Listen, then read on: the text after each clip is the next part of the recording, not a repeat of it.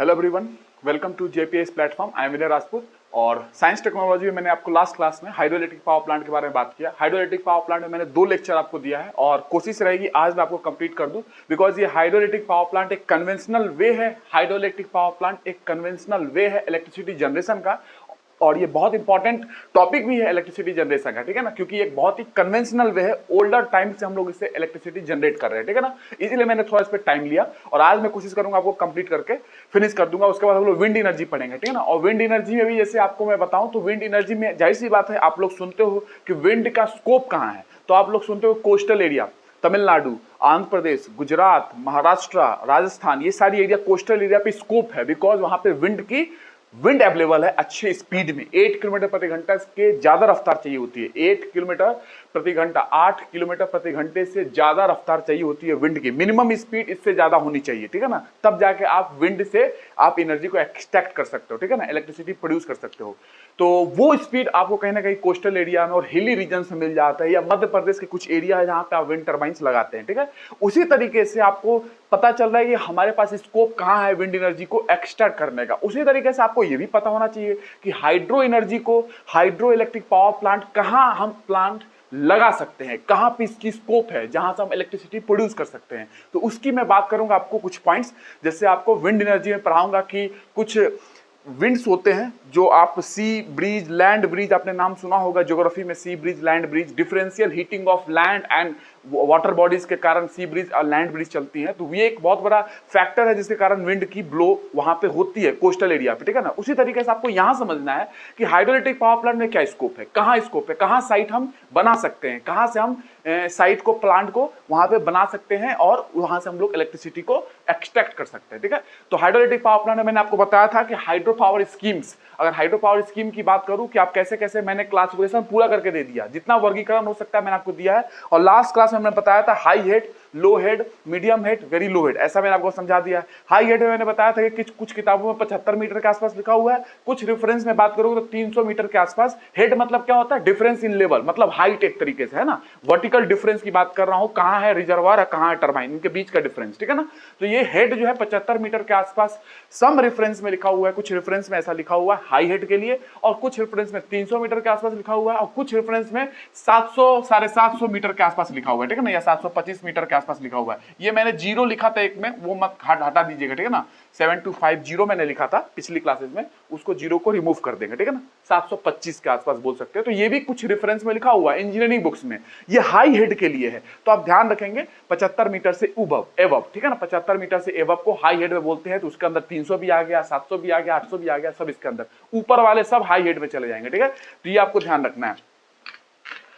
अब मैं आपको बताता हूं, जैसे कि रन ऑफ रिवर मैंने बता दिया। रन ऑफ रिवर आपने देख लिया कि वाटर कैसे हिल के थ्रू, आपने, मैंने समझाया था, हिल है, वाटर एक फ्लो कर रही है हिल के थ्रू, आपने वाटर को डाइवर्ट किया, सिल्टिंग टैंक है, सिल्टिंग टैंक में पूरे सिल्ट वहां पे इकट्ठा हो गए, उसके बाद फिर वाटर को आपने टरबाइन की ओर लाया, टरबाइन से पावर जनरेट किया, उसके बाद वाटर को आप फिर से रिवर में ऐड कर दी। नहीं तो आप वाटर को एग्रीकल्चर में यूज कर सकते हैं, इरिगेशन पर्पस के लिए। ये मैंने लास्ट क्लास में समझा दिया, रन ऑफ रिवर है। आज हमको समझना है canal fall based, canal fall based समझेंगे, नहर वाला, और उसके बाद स्टोरेज डैम समझना है, और एक पंप्ड स्टोरेज, ये बस इतना इंपॉर्टेंट है, एक स्टोरेज डैम, एक पंप्ड स्टोरेज, एक कैनाल फॉल बेस्ड, 3 आपको समझना है। एक मैंने आपको समझा दिया, रन ऑफ रिवर मैंने आपको समझा दिया, ठीक है। अगर आप डिपार्टमेंट ऑफ एनर्जी के हिसाब से बात करेंगे कि उन्होंने कैसे डिवाइड किया है, उन्हीं का डिवीजन कहीं ना कहीं शंकर आईएएस ने लिया है, और वहां पे अपने को बुक के अंदर उन्होंने लिखा है, ठीक है ना, शंकर आईएएस में। जैसे इंपाउंडमेंट टाइप, इंपाउंडमेंट टाइप जो होती है वो कॉमन होती है, उसमें स्टोरेज होती है, नॉर्मली स्टोरेज टाइप होती है। उसके बाद डाइवर्जन टाइप, डाइवर्जन टाइप में आपने देखा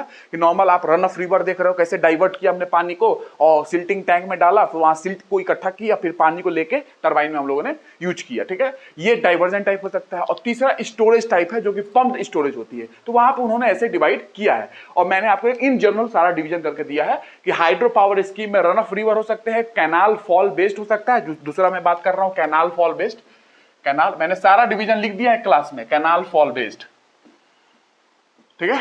तीसरा पढ़ेंगे हम लोग स्टोरेज टाइप, जो लार्ज स्टोरेज कर रहे हो डैम के अंदर, और चौथा पढ़ेंगे पंप्ड स्टोरेज टाइप, ठीक है, बहुत इंपॉर्टेंट है, पंप्ड स्टोरेज बहुत इंपॉर्टेंट है, ठीक है। तो canal fall based, canal fall based में क्या है, इसमें देखो, इसमें ऐसा है कुछ कि ये कैनाल है, जैसे गंगा कैनाल को ले लो, गंगा कैनाल, ठीक है ना, एग्जाम्पल के तौर पर गंगा कैनाल मैंने बता दिया। ये इरिगेशन कैनाल है, कोई इरिगेशन कैनाल, ठीक है। इसमें वाटर फ्लो कर रही है,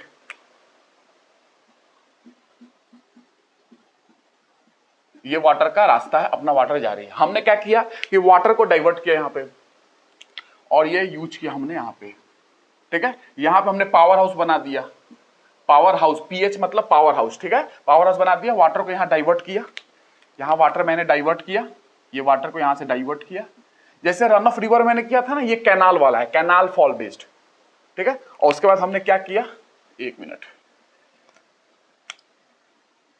ठीक है। और ये हमने फिर से इसको पानी को ऐड कर दिया, पावर तो निकल गई ना, पावर हाउस से पावर तो निकल गई, इलेक्ट्रिसिटी बन गई, ठीक है ना। और वाटर को फिर से हमने ऐड कर दिया, किसमें, कैनाल में, कैनाल में मैंने वाटर को ऐड कर दिया, ठीक है। ये वाटर जा रही है, ये कैनाल फॉल, इरिगेशन कैनाल है, ये डाइवर्जन कैनाल है, डाइवर्ट किया ना पानी को आपने इधर, डाइवर्जन कैनाल। मैं एक एग्जांपल दूंगा, स्टोरेज में भी एक एग्जांपल दे दूंगा आपको, टेहरी डैम का, यहां पे भी एग्जांपल दे देता हूं गंगा कैनाल का, ठीक है। तो ये एक कैनाल फॉल बेस्ड का एग्जांपल है, कैनाल फॉल बेस्ड, ठीक है। इसके अंदर आपने देखा कि इरिगेशन कैनाल आपके पास है, इरिगेशन कैनाल, इरिगेशन कैनाल में आपने देखा कि यहाँ पे ये फ्लो कर रही है, ये डाइवर्जन कैनाल है, ये पावर हाउस यहाँ पे है, पावर बन गई। और इसके बीच में क्या हो सकते हैं, यहाँ पे आपने देखा प्लांट्स वगैरह हो सकते हैं, प्लांट्स वगैरह, ठीक है ना।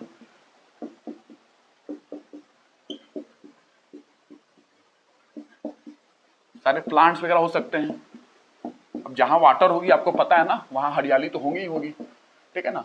तो ये प्लांट्स वगैरह हो सकते हैं। आपने डाइवर्ट किया, पावर हाउस में पावर जनरेट किया, जाहिर सी बात है टरबाइन जनरेटर होगी, यहाँ पे पावर मिल गया, फिर से पानी को आपने ऐड कर दिया उसी फ्लो में, उसी कैनाल में आपने फिर से ऐड कर दिया, ठीक है। तो ये एक हो सकता है इरिगेशन कैनाल, ठीक है ना, ये आपको ध्यान रखना है। अब इसमें मैं आपको बताऊं गंगा कैनाल की बात, गंगा कैनाल में आपको जानना है एग्जाम्पल के तौर पर गंगा कैनाल, ठीक है। कहां लिखूं, इसको मिटा लो आप, इसको नोट कर लो, नोट कर लो। तो मैं इधर से आपको ये करता हूं, रब करता हूं, ठीक है। गंगा कैनाल का एग्जांपल बताता हूं, गंगा कैनाल की बात करते हैं, एग्जांपल गंगा कैनाल, ठीक है ना, इरिगेशन पर्पस के लिए यूज हुई थी, 10,500 क्यूसेक। ये क्यूसेक की बात करें, एफपीएस यूनिट है, आपको मैं फिजिक्स में मैं पढ़ाऊंगा, आपको यूनिट थोड़ी बहुत आनी चाहिए, एमकेएस यूनिट क्या है, सीजीएस यूनिट क्या है, एसआई यूनिट क्या है, एफकेएस यूनिट क्या है। तो ये normally FPS unit, foot pound system वाली, तो फुट पाउंड सिस्टम वाली हम लोगों ने छोड़ दिया है, हम लोगों ने एसआई यूनिट ज्यादा यूज करते हैं, ठीक है ना, एसआई यूनिट। तो 10,500 क्यूसेक, ये क्यूसेक का मतलब फीट क्यूब पर सेकेंड, फीट के अंदर है, फीट क्यूब पर सेकेंड, ठीक है। तो ये फीट क्यूब पर सेकेंड है, ठीक है, फीट क्यूब पर सेकेंड, फीट मतलब ये एफपीएस यूनिट में रिप्रेजेंट करते हैं, एफपीएस में फुट पाउंड आप जानते होंगे, तो उसमें क्यूसेक को आप क्या बोलते हैं, फीट क्यूब पर सेकेंड, फीट का क्यूब पर सेकेंड। ये है इतना, यहाँ पे इसकी गंगा कैनाल की डिस्चार्ज है यहाँ पे, ठीक है ना, हेड डिस्चार्ज इसके पास ये है, यहाँ पे हेड डिस्चार्ज गंगा कैनाल की ये है। डिस्चार्ज मैंने समझा दिया है, फ्लो रेट मीटर क्यूब पर सेकेंड में, तो मीटर क्यूब पर सेकेंड वो कौन सी यूनिट है आप जानते हो, क्यूबिक मीटर सेकेंड, वो है ऐसा यूनिट वाली, ठीक है ना, आपको पता होगा सारी चीज। तो वो क्यूमेक में करते हैं हम लोग, तो मीटर क्यूब पर सेकंड होगा तो क्यूमेक बोलते हैं, क्यूमेक, एमईसी। यहाँ पे ये फीट क्यूब पर सेकंड है तो क्यूसेक बोलते हैं, ये एफपीएस यूनिट है, ठीक है। तो ये 10,500 डिस्चार्ज है यहाँ पे गंगा कैनाल का, ठीक है। यहाँ पे पथरी पावर हाउस है, पथरी पावर हाउस गंगा कैनाल में, पथरी पावर हाउस, पथरी पावर हाउस, ठीक है। जस्ट एग्जांपल के तौर पे बता रहा हूं ताकि एक एग्जांपल आपको क्लियर हो जाएगा। यहाँ पे क्या है, 3 यूनिट्स है, यहाँ पे 3 यूनिट है, 3 यूनिट यहाँ पे लगे हुए हैं और हर यूनिट आपको 6.8 मेगावाट बना रहा है। तो 3 यूनिट कितना बनाएगा, 3 × 6.8 मेगावाट यहाँ पे कैपेसिटी है, ठीक है ना, आपको ध्यान रखना है। और दूसरा है मोहम्मदपुर, दूसरा है मोहम्मदपुर, मोहम्मदपुर, यहाँ पे भी 3 यूनिट है, ठीक है ना। मोहम्मदपुर में भी 3 यूनिट लगी हुई है, 3 यूनिट्स है, 3 units are there for a capacity of 3.1 megawatt. यहाँ पे 3.1 मेगावाट की कैपेसिटी है, ठीक है ना। तो एक यूनिट की 3.1, तो 3 यूनिट की मल्टीप्लाई कर लो, वही तो मैंने कर रहा हूं। 1 यूनिट की 6.9, 3 यूनिट की नॉर्मल एप्टीट्यूड मल्टीप्लाई कर लो, ठीक है। तो ये यहाँ पे कैपेसिटी इतनी है, ये आपको ध्यान रखना है। दोनों के दोनों हरिद्वार में है, ठीक है ना, दोनों के दोनों हरिद्वार में है, ठीक है। तो ये गंगा कैनाल आपने देखा, ऑन अपर गंगा कैनाल की बात कर रहा हूं, अपर रीजन में ये सारी बात है, पथरी पावर हाउस अपर गंगा कैनाल अपर रीजन में, ठीक है ना, ये आपको ध्यान रखना है। ये नॉर्मली आपको, और गंगा कैनाल जो है ये द्वाब रीजन है ना, गंगा यमुना रीजन, गंगा यमुना का जो द्वाब रीजन है उसको इरिगेशन के लिए बनाई गई थी, ठीक है ना। तो ये आपको ध्यान रखना है कि Ganga canal system irrigates the doab region of Ganga and Yamuna, ठीक है ना, उनके द्वाब रीजन को इरिगेट करने के लिए ये की गई थी, ठीक है। और इसके अंदर बहुत सारे एग्जाम्पल मैं दे सकता हूं, बट आपको लोकल एग्जांपल जानने की जरूरत नहीं है। मैंने जो नॉर्मल एग्जांपल हो सकते हैं मैंने आपको बता दिया, लोकल्स बहुत सारे एग्जांपल है, ठीक है ना। ये जरूरत नहीं है आपको। ये कैनाल फॉल बेस्ड हो सकता है जो आप इलेक्ट्रिसिटी जनरेट कर सकते हैं, ठीक है। तीसरा क्या हो सकता है, स्टोरेज, जो कि मोस्ट कॉमन है। Tehri dam, yes. Bhakra, yes, Himachal Pradesh में टेहरी भागीरथी पे। और उसके बाद एक हुवर डैम, वो भी लार्ज स्टोरेज टाइप है, जिसमें आप डैम बनाकर रिजर्वायर में पानी जलाशय में इकट्ठा कर रहे हो, वो लार्ज स्टोरेज टाइप, जो कि मोस्ट कॉमन है, जिसको आप इंपाउंडमेंट टाइप के नाम से समझते हो, किसमें, शंकर एस बुक में, ठीक है ना। तो ये लार्ज स्टोरेज टाइप, अब सीधा समझ में आ रहा है, आप स्टोर ज्यादा करने वाले वाटर को, है ना। जो रिवर की फ्लो है, आप रिवर के फ्लो में बीच में डैम लगा दिया, वाटर रिजर्वायर बन सकती है। तो इसके हिसाब से आपको मैं बताऊं कि कैसे आपको इसको समझना है रिवर फ्लो को। तो देखो, डैम यहां पे डोमिनेंट फीचर होगा, डैम यहां पे मेन फीचर होगा इस डैम का। स्टोरेज डैम की बात करें, स्टोरेज, लार्ज स्टोरेज की बात करें, तो यहां पे डैम जो होगा डोमिनेंट फीचर होगा। और आपको ध्यान रखना है, पावर हाउस जो होगा वो पावर हाउस डैम के टॉप पे होगा। मतलब कि फुटहिल होता है ना, किसी माउंटेन का फुटहिल नीचे होता है, तलहटी, उसी तरीके से डैम के टॉप पे, TOE, टो मतलब नीचे, आपको पावर हाउस मिलेगा, ठीक है ना। तो ये आपको ध्यान रखना, पावर हाउस नीचे होगा। डैम जो होगा डोमिनेंट फीचर है, यहाँ पे मेन फीचर डैम है, ठीक है ना। और यहाँ पे आपको भाखड़ा, हुबर, टेहरी, ये सारे एग्जाम्पल है। मैं टेहरी का एक एग्जाम्पल आपको पूरा डिटेल दे दूंगा, ठीक है, एक एग्जाम्पल। और बाकी आप लोग ज्योग्राफी में जब मैं रिवर सिस्टम पढ़ाऊंगा ना, आपको पूरा river system, Indian river system पूरा पढ़ाऊंगा। उसमें जो आपको भाखड़ा है, हीराकुड है, नंगल है, जितने भी है सारे प्रोजेक्ट्स की बात मैं वो रिवर के साथ ही करता जाऊंगा। अभी यहाँ पे टेक्नोलॉजी समझो, और जितना एग्जांपल एक दो हो सकता है मैं आपको दे ही रहा हूं, ठीक है ना। तो ये लार्ज स्टोरेज टाइप को समझना है।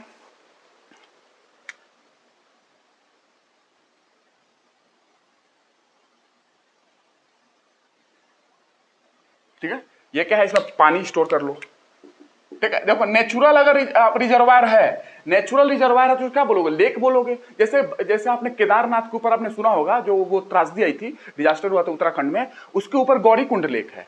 ज्योग्राफी में पढ़ाऊंगा, उसमें ऑलरेडी पानी था, ऊपर से बादल फट गई, तो क्या हुआ, पानी ज्यादा ओवरफ्लो हो गया, इसलिए वहां पे डिजास्टर आ गया, बाढ़ आ गया। तो ये क्लाउड बस्ट का फिनोमेना हुआ, लेकिन सिर्फ वही रिस्पॉन्सिबल नहीं था। केदारनाथ के ऊपर गौरीकुंड लेक है, उस लेक में ऑलरेडी पानी पहले से था, और ऊपर से पानी और आ गया, तो फिर क्या होगा, ओवरफ्लो हो जाएगा। ये आपको ध्यान रखना है। तो क्लाउड बस्टिंग पढ़ाऊंगा ज्योग्राफी में, और मानसून बस्ट भी पढ़ाऊंगा। Monsoon bast and cloud burst दोनों अलग चीज है। और क्या ग्लोबल वार्मिंग का इंपैक्ट हो रहा है इस पे, क्या ये शिफ्ट हो रहे हैं, क्लाउड बस्टिंग फिनोमेना जिस स्टेट में होते थे क्या आप शिफ्ट हो रहे हैं, इनकी बात ज्योग्राफी में करूंगा, ठीक है। तो ये लार्ज स्टोरेज, आपने रिजर्वायर बनाया, अगर रिजर्वायर नेचुरल है तो लेक होगा, अगर रिजर्वायर मैन मेड है, हमने बनाया है, तो डैम होगा, ठीक है, कंफर्म। तो ये आपको ध्यान रखना है। उसके बाद अब आगे आते हैं इसमें,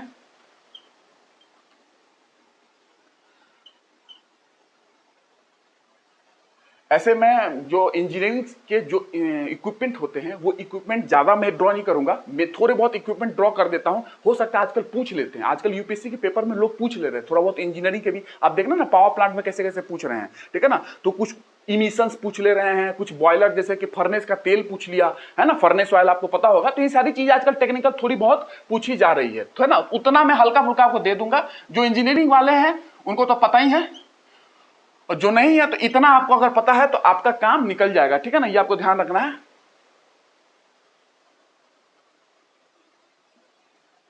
ठीक है। ये क्या है, ये कुछ है, इसको बोलते हैं सर्ज टैंक के नाम से जाना जाता है, ठीक है ना, सर्ज टैंक, ठीक है। और अब इसको नीचे लाओ, इसको इधर ले आओ, और ये जब मैं ऐसा कर दिया तो क्या हो जाएगा, जब इसको ऐसे कर दिया तो ये साइड में ऐसे कर दिया तो नोजल बन जाएगा, नोजल, ठीक है। ये हो गया नोजल। और उसके बाद यहाँ पे बात करें, यहाँ पे वॉल्व वगैरह भी होते हैं, ठीक है ना, यहाँ पे वॉल्व वगैरह भी होते हैं। बिना वॉल्व का कुछ नहीं होगा रेगुलेट करने के लिए पानी को, ठीक है ना। वॉल्व है, ये नोजल हो गया। अब यहाँ पे नोजल है, उसके बाद ये आपको दिखा दूं मैं, तो यहाँ पे आपको एक व्हील होगा, कप शेप वेन होंगे, ब्लेड एक तरीके समझ सकते हो, कप शेप वेन, कप नुमा वेन होंगे, ठीक है। और यहाँ पे ये शाफ्ट है, ठीक है, और ये रोटेट कर रहा है शाफ्ट, ठीक है।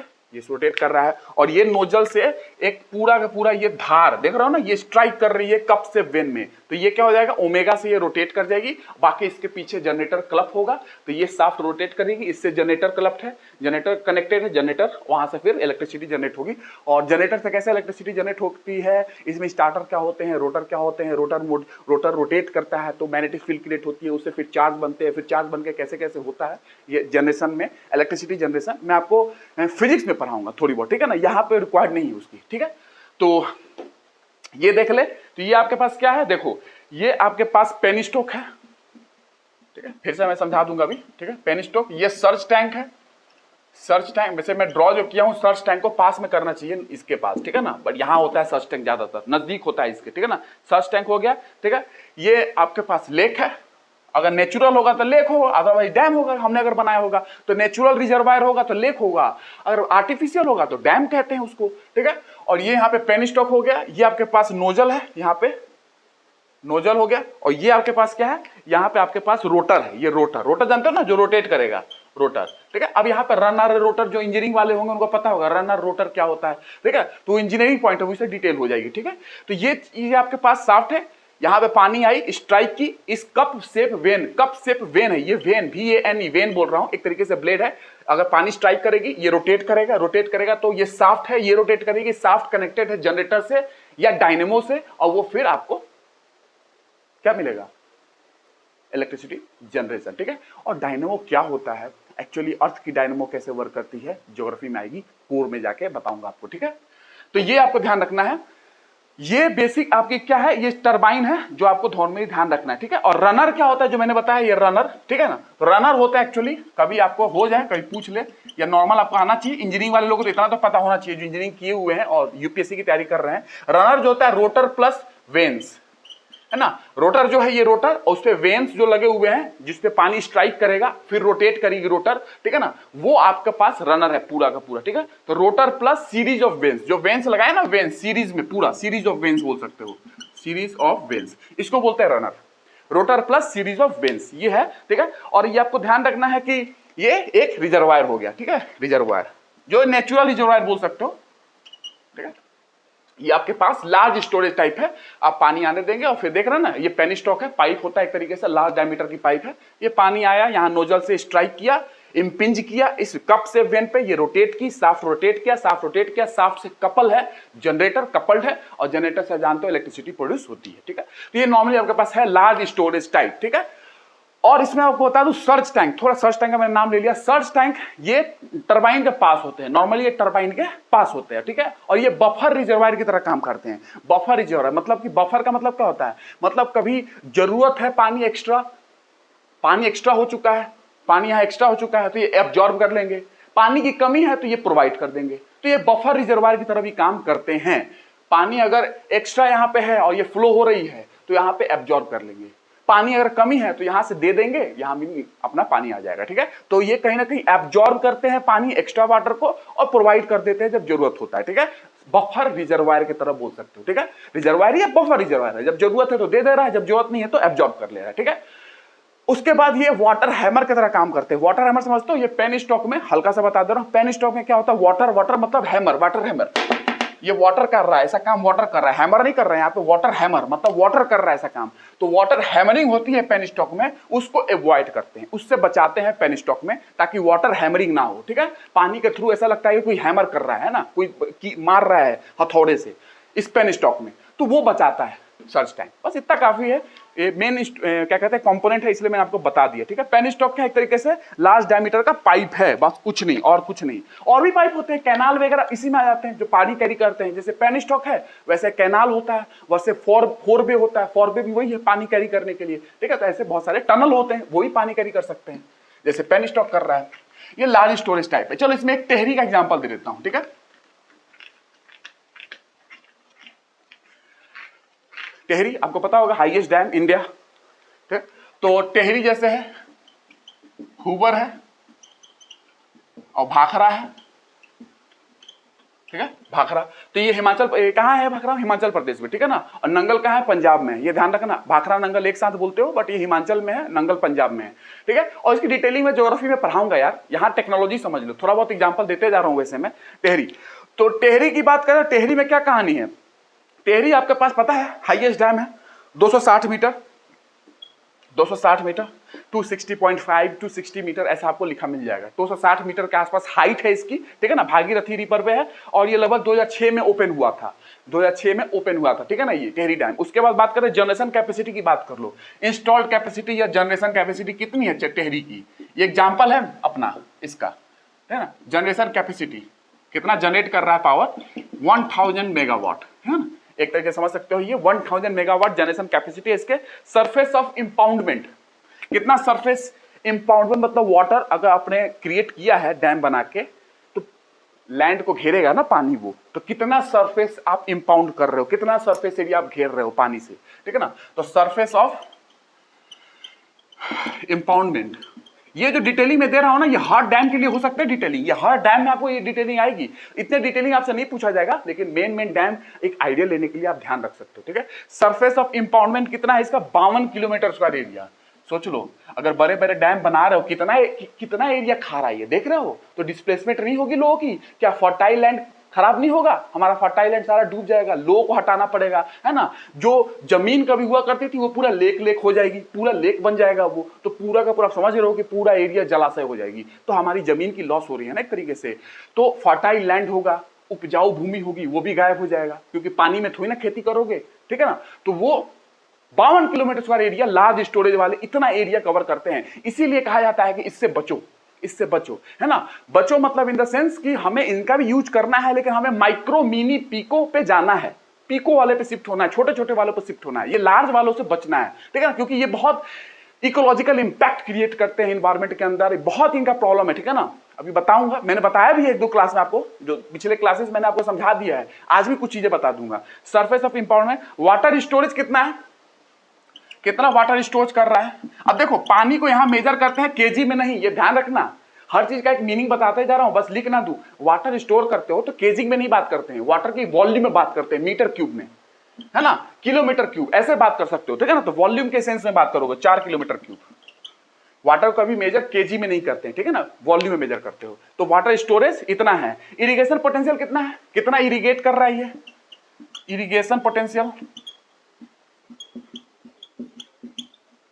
2,70,000 हेक्टेयर, ठीक है। इतना इरिगेशन पोटेंशियल इसकी है, इतना इसकी इरिगेशन पोटेंशियल 2,70,000 हेक्टेयर इसकी इरिगेशन पोटेंशियल है, ठीक है ना। और ड्रिंकिंग वाटर कितना, पीने युक्त पानी, ड्रिंकिंग वाटर प्रोवाइड करता है ड्रिंकिंग वाटर, ठीक है ना, 1.2 × 10⁶ मीटर क्यूब पर डे। एक दिन में इतना पानी आपको मिल जाता है। मीटर क्यूब वॉल्यूम को फॉर्म में बता रहा हूं, समझ ना, मेजर वॉल्यूम को फॉर्म में करते हो वाटर को, केजी मत कर देना, इतना केजी।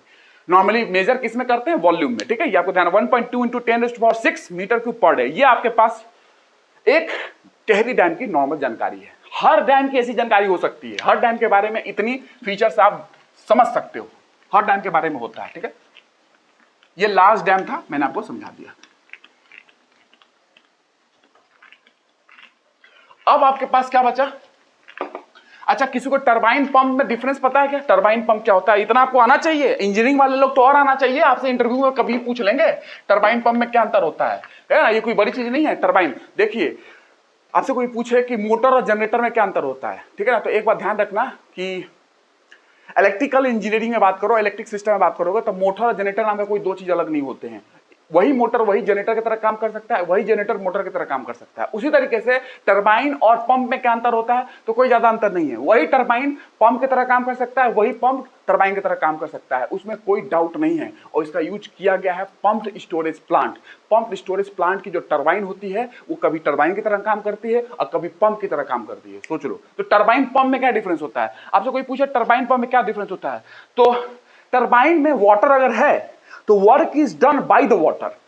वहां पे वाटर वर्क कर रही है और देख रहे हो कि घुमा रही है, वेन मैंने बताया था घुमा रही है, तो work is done by the water. ये टरबाइन की कहानी है। अगर वाटर है आपके पास, अगर पंप है तो work is done on the water. मतलब सीधा समझना, पंप है, पंप रोटेट कर रहे हो, इलेक्ट्रिसिटी दे रहे हो, पंप रोटेट करेगी और पानी को लिफ्ट कर दिया, तो पानी पे वर्क किया ना, इसीलिए मैंने बोला work is done on the water. Pump ने पानी पे वर्क किया और पानी लिफ्ट हो गया ऊपर, और ऊपर आपने टैंक में स्टोर कर लिया।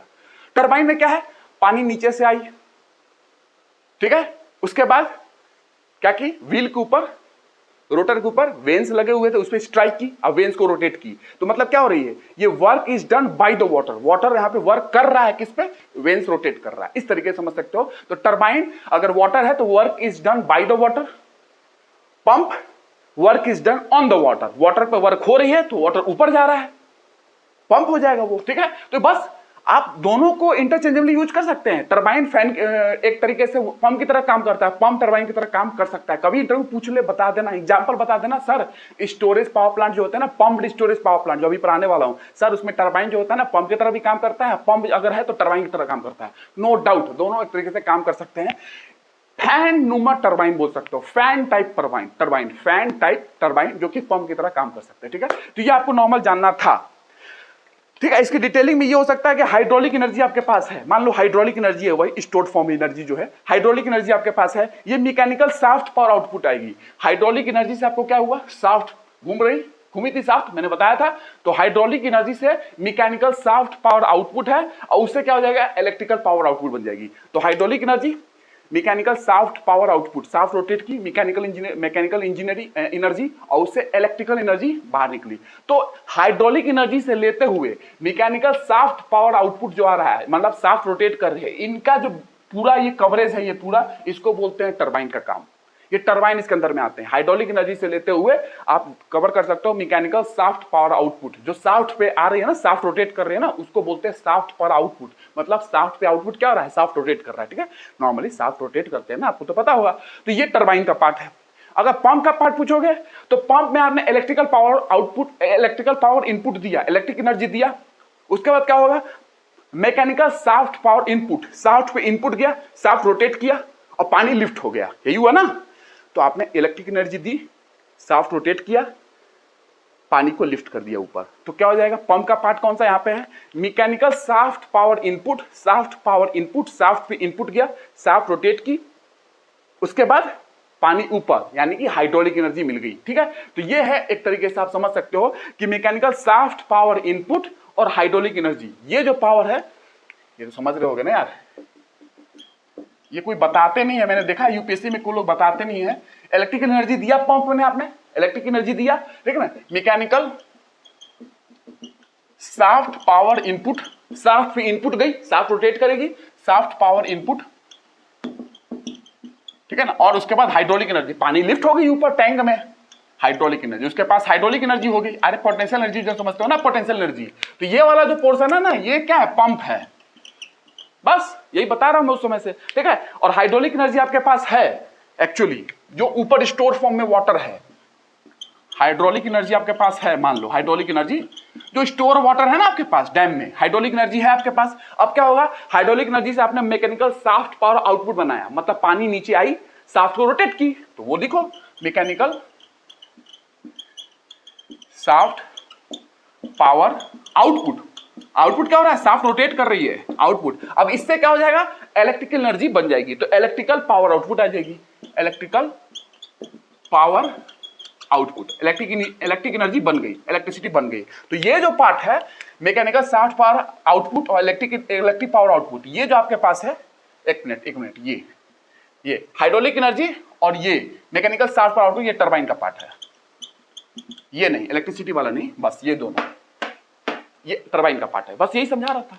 अब कभी दिक्कत नहीं होनी चाहिए टरबाइन में, मैंने नॉर्मल आपको समझा दिया है। तो turbine is a work producing device, turbine is a work producing device, work produce कर रहा है। Pump is a work absorbing device, ये भी ऐसे भी समझ सकते हो, वर्क एब्जॉर्ब कर रहा है, मतलब इलेक्ट्रिसिटी ले रहा है ना, पंप इलेक्ट्रिसिटी ले रहा है, तो वर्क एब्जॉर्बिंग डिवाइस है। और डिटेल में चला गया, अब इससे ज्यादा डिटेल में मुझे जाने मत दो, क्योंकि अगर मैं घुस गया तो इंजीनियरिंग में एंट्री मार दूंगा। अगर आपको इसकी डिटेल समझनी होगी तो मेरी हाइड्रोलिक मशीन की जो लेक्चर आएगी मैकेनिकल इंजीनियरिंग में गेट के लिए, उसमें जाके देखिएगा आप, कभी आपको डिटेल जानना हो तो। वैसे मैंने आपको बहुत हद तक समझा दिया है, इससे ज्यादा कुछ जानने की आपको जरूरत नहीं है।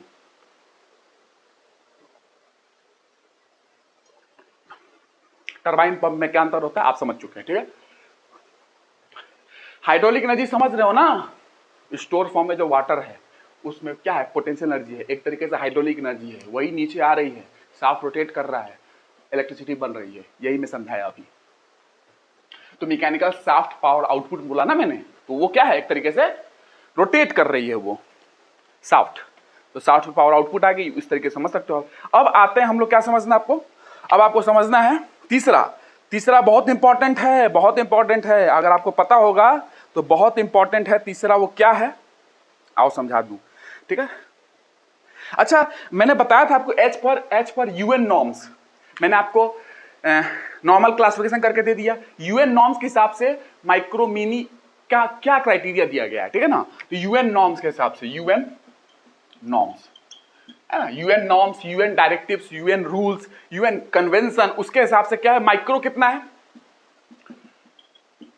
लेस देन 1 मेगावाट, ठीक है। अलग अलग सोर्सेस आपको अलग अलग मिल सकते हैं, ठीक है। ये यूएन नॉर्म्स के हिसाब से बता दे रहा हूं आपको, बाकी मैंने आपको बता तो जरूर दिया है पहले के लेक्चर में, है ना, पूरा क्लासिफिकेशन मैंने करके दिया है। Micro less than 1 megawatt, small hydro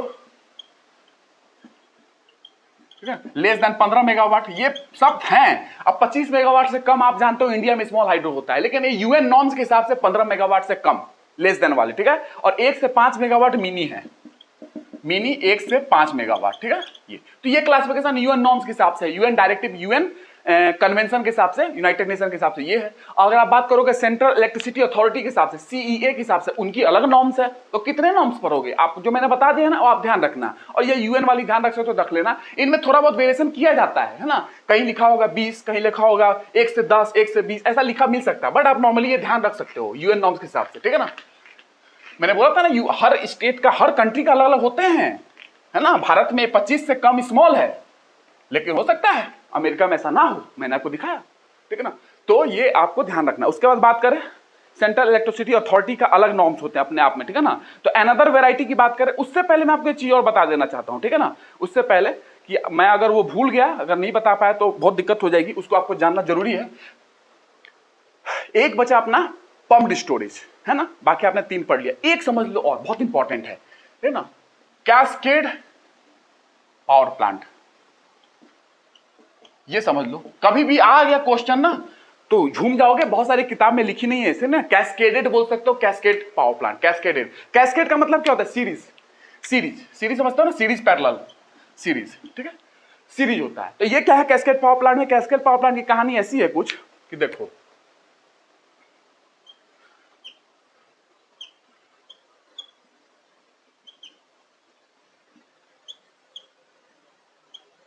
ठीक है, ये डैम है, ठीक है,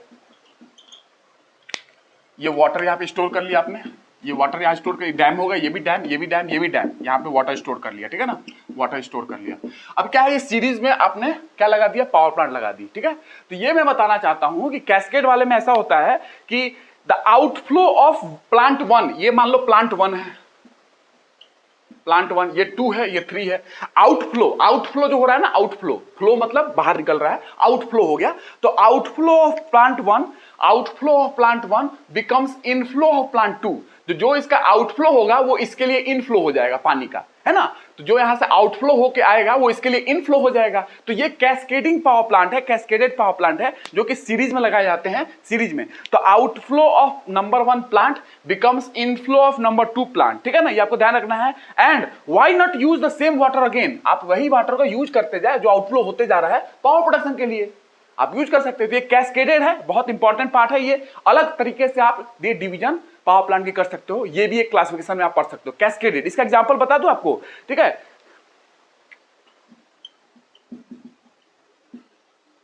माई कास्केड पावर प्लांट नेपाल में, ठीक है, ये आपको ध्यान रखना है। ये नेपाल में आपके पास Mai cascade power plant, run of the river के पार्ट है ये, रन ऑफ रिवर में ही आते हैं, ये भी रन ऑफ रिवर का ही पार्ट है ये, ठीक है, जो मैंने पढ़ा है ना रन ऑफ रिवर, उसी में कैस्केड वाले भी आ जाएगा। तो माई कास्केड पावर प्लांट जो है एक तरीके से 707 मेगावाट इसकी इंस्टॉल्ड कैपेसिटी है। इंस्टॉल्ड कैपेसिटी कितनी है, 7 मेगावाट।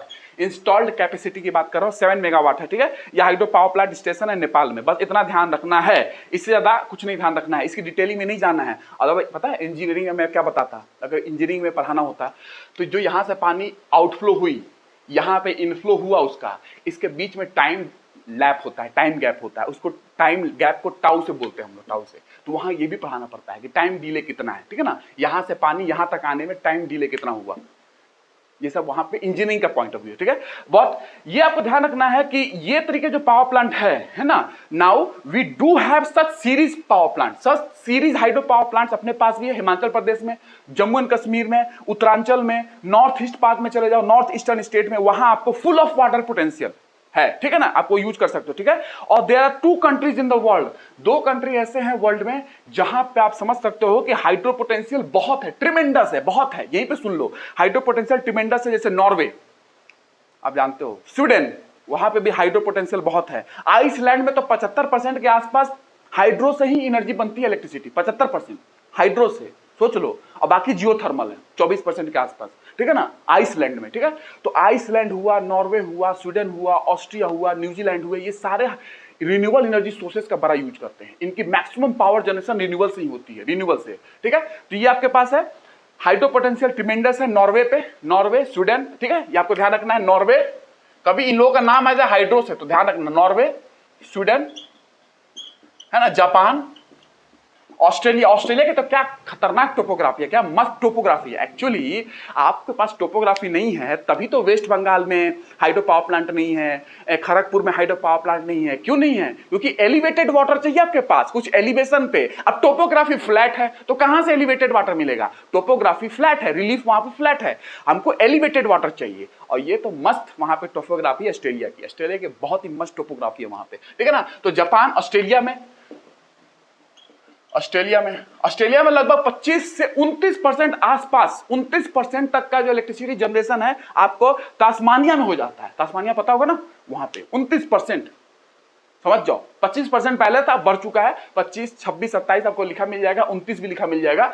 ये ऑस्ट्रेलिया में होता है, तास्मानिया में, है ना। तो इन स्टेट ऑफ तास्मानिया 25 या 29% के आसपास यहाँ पे प्रोडक्शन होती है, सोच लो। क्योंकि वहां की टोपोग्राफी बहुत ही मस्त है, ये आपको पता होगा, ठीक है ना।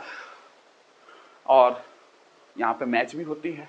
तास्मानिया की कैपिटल क्या है? होबार्ट, वहां पे आपने क्रिकेट मैच सुना होगा होबार्ट में, ठीक है। तो ये सारे बहुत ही बड़ा पोटेंशियल अपने पास हैं, ठीक है। ये आपको ध्यान रखना है। होबार्ट टेस्ट मैच होते हैं ना, अरे ये तो नाम सुना होगा ना आपने। अब ज्योग्राफी में आऊंगा तो फिर वर्ल्ड ज्योग्राफी पढ़ाऊंगा तो वहां पे आएगी पूरी होबार्ट। यहाँ पे टेस्ट मैचेस होते हैं ना, क्या कहते हैं, क्रिकेट के। अब ये हो गया आपके पास। उसके बाद 2 important site in our country, अपने कंट्री में 2 इंपॉर्टेंट साइट बता दो कोई। जैसे भावनगर, गुजरात, भावनगर, है ना, यहाँ पे बहुत अच्छा साइट है हाइड्रो इलेक्ट्रिक पावर प्लांट का, भावनगर, ठीक है, भावनगर गुजरात, ठीक है ना। ये आपको नवलखी, कच्छ रीजन में, है ना, कच्छ रीजन में गुजरात, ये आपको ध्यान रखना है। वेस्ट बंगाल में बात करो, वेस्ट बंगाल में वहां पे भी है। कहां पे? वेस्ट बंगाल में, बहुत इंपॉर्टेंट, इसको ध्यान रखना, वेस्ट बंगाल की, है ना। डायमंड हार्बर,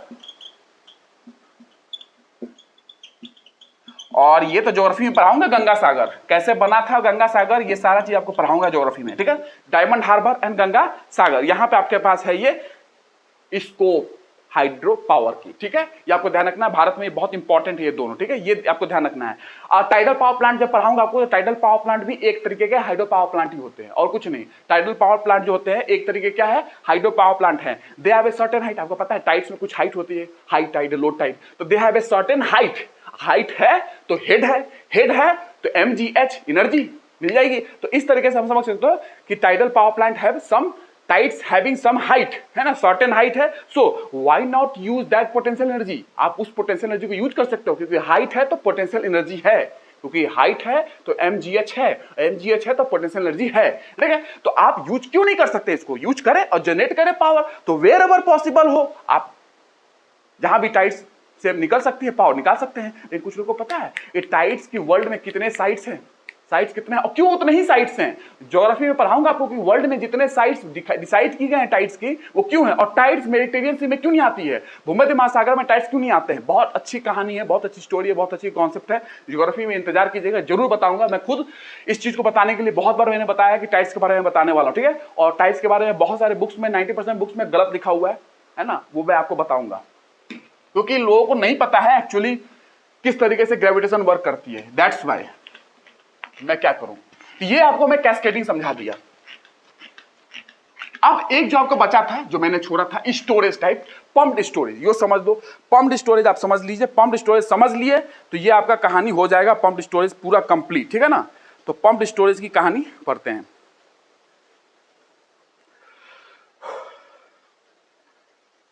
पानी पी लो। एक बचा था पम्प्ड स्टोरेज, है ना, हाइड्रो पावर स्कीम में एक बच गया ना पम्प्ड स्टोरेज। मैंने तो एक कैस्केडिंग वाला आपको अलग से बता दिया, पम्प्ड स्टोरेज पावर प्लांट, ठीक है। प्लांट मतलब पौधा नहीं है, ये इलेक्ट्रिसिटी जनरेशन से रिलेटेड है। एक बार यूपीएससी ने पौधा डाल दिया था हिंदी मीडियम में कन्वर्ट करके, है ना, वर्ड को। तो ये पम्प्ड स्टोरेज प्लांट, अब इसकी बात करते हैं। देखो एक्चुअली हिल बनाता हूं पहले मस्त, ये हिल है आपके पास, ठीक है। अब कुछ डैम कैसे बनती है थोड़ा सुन लेना, डैम भी बताऊंगा मैं, ये आपको सुनना होगा, ध्यान से सुनना है, ठीक है ना, धीरे धीरे मैं आपको बता दूंगा। ये डैम हो गया आपके पास। अगर डैम की बात कर रहे हैं तो आर्टिफिशियल जो रिजर्वायर होते हैं वो डैम के फॉर्म में है, और जो नेचुरल रिजर्वायर है वो लेक के फॉर्म में है। मैंने वो भी समझा दिया, लेक वाला, ठीक है। ये क्या है, वाटर, वाटर आपने स्टोर कर लिया। ये वाटर लेवल बताने के लिए हम लोग सिविल इंजीनियरिंग में यूज करते हैं और मैकेनिकल इंजीनियरिंग में, फ्लूइड मैकेनिक्स में, ठीक है। जो लोग इंजीनियरिंग किए हुए हैं उनको पता होगा। ये डैम हो गया, हिल हो गया। अब आपको क्या करना है, ये हिल का स्लोप, अगर हिल है तो हिल का स्लोप भी होगा। चलो हिल का स्लोप बना लेते हैं, हिल का स्लोप होगा ना नीचे की ओर, है ना, हिल स्लोप हो गया। अब आपके पास क्या है, यहाँ पे एक टरबाइन लगा दो, टरबाइन, और यहाँ पे एक और रिजर्वायर बना दो, ठीक है। अब आपसे पूछोगे कि रिजर्वायर की क्या जरूरत है, तो कोई जरूरत नहीं है रिजर्वायर की, लेकिन इसका एडवांटेज क्या हो जाएगा अगर आप रिजर्वायर यूज करते हो यहाँ पे, वो बताने वाला हूं आपको, ठीक है। तो ये आपके पास हिल है, ये हिल का स्लोप है, और यहाँ पे आप पेन स्टॉक जो होते हैं, कभी कभी आपको मैं थोड़ा बता दूं, पेन स्टॉक को कभी कभी हिल के अंदर बोर कर दिया जाता है, डेफिनेटली किया जाता है, और कभी कभी बोर नहीं किया जाता है, बाहर से भी निकाल सकते हो। ये पेन स्टॉक हो गया आपके पास, है ना, वो पाइप जो पानी कैरी करेगी, है ना, लार्ज डायमीटर पाइप जो पानी इसके अंदर कैरी होगा, ठीक है, ये कैरी होगा, ठीक है। ये आपको ध्यान रखना है। तो ये पेन स्टॉक है जो कि कभी कभी हिल के अंदर बोर कर दी जाती है ना, बोरिंग करके अंदर डाल दिया जाता है, और कभी कभी बाहर भी होते हैं, ठीक है ना। तो इन most cases medium power plant में ऐसा किया जाता है, मीडियम वाले में, ठीक है। तो ये आपको ध्यान रखना। अब क्या है, what is the necessary of the reservoir here, इसकी नेसेसरी क्या है, क्या जरूरत है, आपने यहां रिजर्वायर बना दिया, यहां तो समझना है रिजर्वायर यहां क्यों बना दिया, तो नेसेसरी क्या है। एक्चुअली बात करूं, देयर इज नो नेसेसिटी, कोई जरूरत नहीं है कि यहां रिजर्वायर बनाए, इट्स जस्ट ए स्ट्रीम, ये एक तरीके का धारा ही है जो निकल जा रही है। अगर रिजर्वायर नहीं है तो एक तरीके का धारा है जो एक निकल जा रहा है यहाँ पे, ठीक है ना, it's just a stream that goes through, ये निकल जा रही है, ठीक है, एक इस तरीके का स्ट्रीम है ये, ठीक है। तो actually there is no necessity, it's just a stream that goes through, ये निकल जा रही है। लेकिन but if there is a reservoir, अगर आपने यहाँ पे रिजर्वायर बनाया, if there is a reservoir here, you have an additional advantage, you have an additional advantage, आपके पास कुछ एडवांटेज आ जाएगी अगर आपने यहाँ पे रिजर्वायर बनाया, यहाँ पे नीचे वाले में, ठीक है। क्या एडवांटेज, अगर बात करो थर्मल पावर प्लांट की, ठीक है, सुनना ध्यान से, थर्मल पावर प्लांट की बात कर लो। मैंने आपको समझाया था ना कि थर्मल पावर प्लांट की कहानी मैंने पहले क्लास में समझा दी थी, अब जस्ट एक मिनट में सुन लो, फिर से मैं बता दे रहा हूं, जो लोग नए हैं पिछला सुन के आना, ये वाला और मजा आएगा। तो thermal power plant operate well, thermal power plant कब ऑपरेट अच्छे तरीके से करते हैं, thermal power plant operate well if they are allowed to operate at the same power level of generation. Same power level generation पे अगर आप operate करने की छोड़े हुए हो थर्मल पावर प्लांट को, तो वो अच्छा वेल करेंगे, अच्छा ऑपरेट करेंगे, ठीक है, अच्छे तरीके से रन करेंगे। तो thermal power plant operate well if they are allowed to operate at the same level of power generation, मतलब कि अगर सेम लेवल, वेरिएशन नहीं करो ज्यादा, जितना बना रहे हैं ना पावर, जितना गीगावाट मेगावाट बना रहे हैं बस बनाने दो उनको, ज्यादा वेरिएशन मत करो, वेरिएशन करोगे दिक्कत होगी, क्या होगी सुन लो, ठीक है। तो थर्मल पावर प्लांट ऑपरेट, अगर थर्मल पावर प्लांट की बात कर रहा हूं, thermal power plant operate well if they are operate at the same level of power generation, उनकी same level of power generation होगी तो ठीक है, वेरिएशन होगी तो गड़बड़ होगी, कैसे होगी देखते जाओ।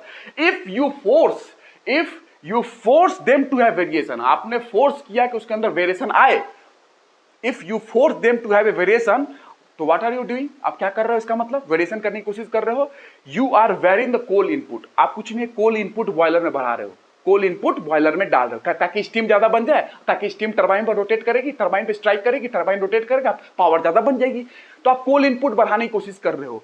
तो क्या कर रहे हो, you are varying the coal input all the time, आप हर समय कोल इनपुट बढ़ाने की कोशिश कर रहे हो, ठीक है। When the coal input goes down, जब कोल इनपुट नीचे हो जाएगी, गोज डाउन, जब कोल इनपुट नीचे चला गया तो क्या होगा फिर, when the coal input goes down then obviously power plants works relatively inefficiently, power plant तब इनएफिशिएंट हो जाएगा जब कोल इनपुट नीचे चला जाएगा, ठीक है ना। तो आप कोल इनपुट वैरी कर रहे हो, लेकिन when the coal input goes down then the power plant works relatively inefficiently, inefficient हो जाएंगे। वैसे भी थर्मल पावर प्लांट की बेचारों की एफिशिएंसी पूरे वर्ल्ड में 40% के आसपास है, भारत में तो 30% के आसपास हम लोग गेन कर पाते हैं लगभग, थोड़ा रेंज हो सकता है, ठीक है ना। तो वैसे भी एफिशिएंसी कम है, आपने और एफिशिएंसी कम करवा दिया है ना, कोल वेरिएशन करके गया काम से, क्या काम का फिर पावर प्लांट, वैसे भी एफिशिएंसी कम थी पहले से ही, ठीक है। तो ये आपको क्या समझ में आ रहा है, ऑब्वियसली पावर प्लांट्स जो है इनएफिशिएंट हो जाएंगे अगर आपने कोल वेरिएशन करने की कोशिश की, आपने वेरिएशन लाने की कोशिश की थर्मल पावर प्लांट में, ये मैंने आपको समझाया। So keep it at a certain level, keep it, एक लेवल पे उनको पावर प्रोड्यूस करने दे, छोड़ दे उनको, एक लेवल पे पावर प्रोड्यूस करने दे, वेरिएशन करने की कोशिश ना करे थर्मल पावर प्लांट में, ठीक है। ये मैंने पहले क्लास में आपको बताया था, ठीक है। तो फिर क्या होगा, बट लोड कर तो वेरी कर रहा है, लोड तो कांस्टेंट नहीं है। आपने देखा ठंडी के दिन में कुछ और डिमांड है इलेक्ट्रिसिटी की, गर्मी में कुछ और डिमांड है, सुबह में कुछ और डिमांड है, इंडस्ट्री खुल गई 9 बजे कुछ और डिमांड आ गई, शाम को इंडस्ट्री बंद हो गई कुछ और डिमांड होगी, रात में 12 बजे सब लोग सो गए, कोई एक्टिविटी नहीं है, कोई एक्टिविटी नहीं है, डिमांड कम होगी इलेक्ट्रिसिटी की, तो फिर क्या होगा, लोड तो वेरी कर रहा है। तो लोड अगर वेरी कर रहा है तो load is going up and down, load तो ऊपर नीचे जा रहे हैं, लोड वेरी कर रहा है, तो फिर क्या करोगे।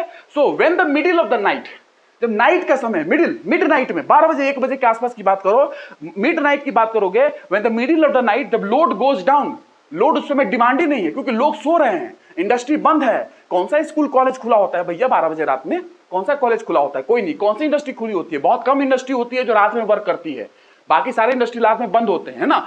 तो क्या है, लोड उस समय कम, बाकी लोग तो सो ही रहे हैं, तो एक्टिविटी बहुत कम है उस समय, ठीक है। तो लोड उस समय गोज डाउन, मिड नाइट में लोड हो गया कम, ठीक है, आप देख लिए। तो what do you do with the power, जो थर्मल पावर प्लांट एक लेवल का पावर जनरेट कर रहा है, लोड 12 बजे रात में कम हो चुका है, अब पावर वो जनरेट कर रहा है एक लेवल पे, तो पावर अब तो एक्स्ट्रा है ना आपके पास, अब क्या करोगे, उस पावर का क्या करोगे, उस पावर का यूज करेंगे ना।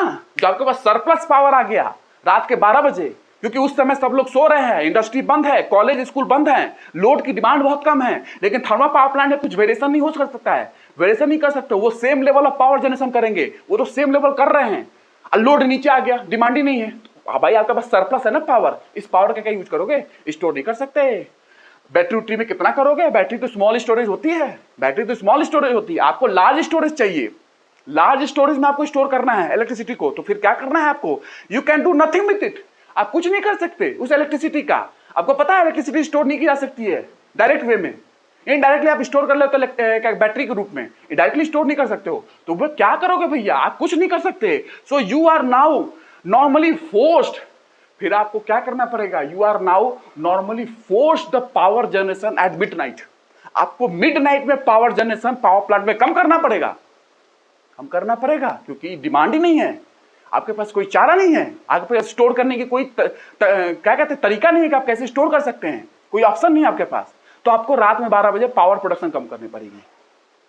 लेकिन क्यों, सुनने में आता है अरे यार पावर शॉर्टेजेस हो गई थी, लेकिन इवन रात के 12 बजे पावर सरप्लस था, पावर प्रोडक्शन कम करना पड़ा।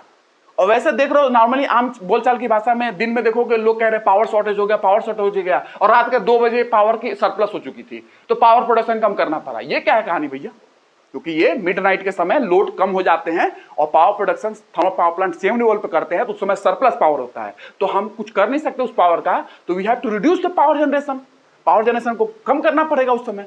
लेकिन हमारे पास एक तरीका आया कि हम क्या कर सकते हैं, अगर आप ध्यान से सुनो तो during the night time when there is a surplus power, आपके पास सरप्लस पावर है मिडनाइट 2 बजे 3 बजे, use that to pump water up there, ये पानी को इस टरबाइन को पंप की तरह यूज कर सकते हैं, मैंने बता दिया है। इस पानी को उस पावर से जो आपके पास सरप्लस पावर है रात का, इस पानी को इलेक्ट्रिसिटी दोगे ना, यहां पे पंप करना है तो इस पानी को पंप कर दो ऊपर और यहां पे इकट्ठा कर लो, बस आपके पास हाइट पे हो गया पानी, हाइट पे हो गया, पोटेंशियल एनर्जी होगी, बस नॉर्मली जैसे हाइड्रो पावर प्लांट में वर्क होता है, पानी को नीचे छोड़ो टरबाइन रोटेट करो, तो ये आप कर सकते हो, मैंने समझाया आपको, ठीक है। तो क्या कर सकते हो, use that to pump water up there, इस वाटर को पंप करो ऊपर की ओर, ठीक है, so that additional amount of water is available, यहां पे आपके पास additional amount of water is available when you really need it, जब आपके पास जरूरत होगा, जब आपको जरूरत होगी तो क्या करोगे, ड्यूरिंग पीक आवर्स के समय जब पीक डिमांड आ चुकी है, तब आप इस पानी को नीचे लाइए,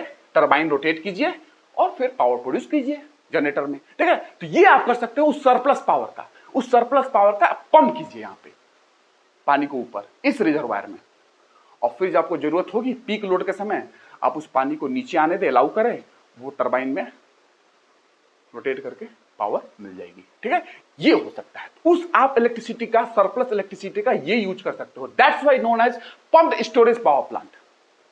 सरप्लस इलेक्ट्रिसिटी का आपने लार्ज स्टोरेज में यूज कर लिया। एक तरीके से ये ऐसा हो गया कि आप चार्जिंग और डिस्चार्जिंग होती है ना बैटरी का, उस तरीके से है ये चार्जिंग और डिस्चार्जिंग ऑफ बैटरी, उस तरीके से समझ सकते हो। तो ये आपको ध्यान रखना है कि पीक आवर्स के समय आप वाटर को नीचे आने देंगे to come down, there by what you achieve is that the thermal power plant में क्या था, load is level. Thermal power plant load level है, एक लेवल पे पावर जनरेशन हो रहा है। लेकिन रात के समय लोड की डिमांड कम आ गई, डिमांड कम है, पावर जनरेशन, ये पावर सरप्लस है, इतनी पावर सरप्लस है। इस पावर क्या करोगे, हम स्टोर नहीं कर सकते हैं, तो हम लार्ज अमाउंट में इनडायरेक्टली कैसे स्टोर कर सकते हैं इलेक्ट्रिसिटी को, हम इस वाटर को पंप कर देंगे ऊपर और यहां स्टोर कर लेंगे, और यहां हमारे पास अवेलेबल हो जाएगी।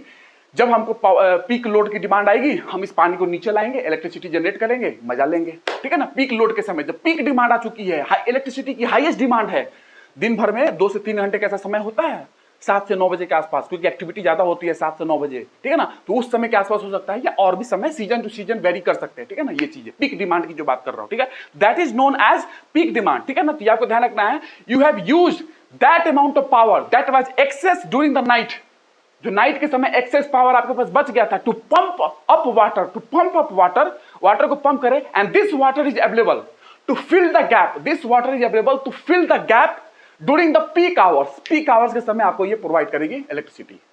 ये है पम्प्ड स्टोरेज प्लांट, ये आपको ध्यान रखना है। ठीक है, तो ये आपको ध्यान रखना है। तो वेयर हाइड्रोइलेक्ट्रिक पावर प्लांट जब जहां रहते हैं, where hydroelectric power plant are there, it really takes very little. अगर जहां पे हाइड्रोइलेक्ट्रिक पावर प्लांट जहां पे हैं, वहां पे अगर पंप्ड स्टोरेज प्लांट की बात करते हो, तो वहां पे ज्यादा खर्चा की बात नहीं है। आपसे क्वेश्चन पूछा जा सकता है कि पंप्ड स्टोरेज प्लांट बनाने में ज्यादा खर्चा होगा, तो आप बताएंगे कि नहीं सर, जहां पे हाइड्रोइलेक्ट्रिक पावर प्लांट पहले से हैं, तो वहां पे ज्यादा खर्चा करने की जरूरत नहीं है, एडिशनल ज्यादा खर्चा नहीं होगा, आप उसी में पंप स्टोरेज भी बना सकते हैं, क्योंकि वही टरबाइन पंप की तरह काम कर सकता है। समझ रहे हैं ना, तो where hydroelectric power plants are there, it really takes very little amount of expenditure, है ना, to create a pumped storage plant. खर्चा ज्यादा करने की जरूरत नहीं है अगर आपके पास हाइड्रोइलेक्ट्रिक पावर प्लांट पहले से है, because all that you need is that the same turbine should also work as a pump, क्योंकि यही टरबाइन पंप की तरह काम कर जाएगा। तो पंप क्या हो जाएगा, पानी को लिफ्ट कर देगा ऊपर।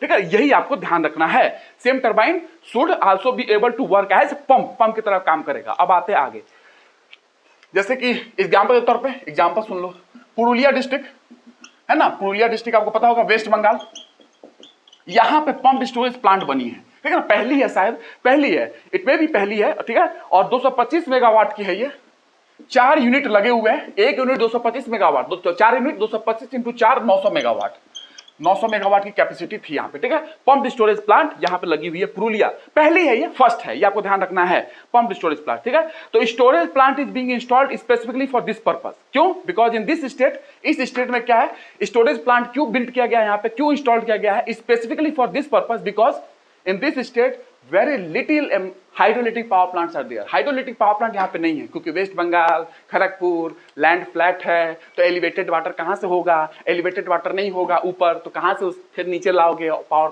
टरबाइन में जो रोटेट करा के और इलेक्ट्रिसिटी जनरेट करोगे, है नहीं, एलिवेटेड वाटर नहीं है वहां पे, क्योंकि वहां पे लैंड क्या है, फ्लैट है।